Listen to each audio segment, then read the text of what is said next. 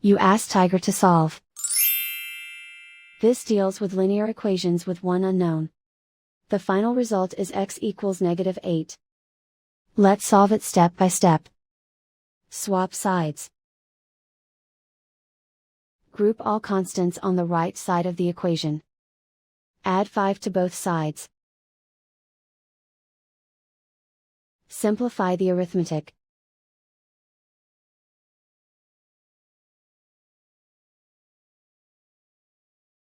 Isolate the x. Multiply both sides by inverse fraction 2/1.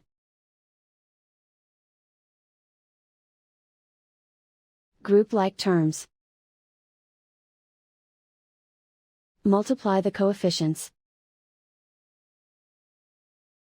Simplify the fraction. Simplify the arithmetic. And so the final result is x equals -8.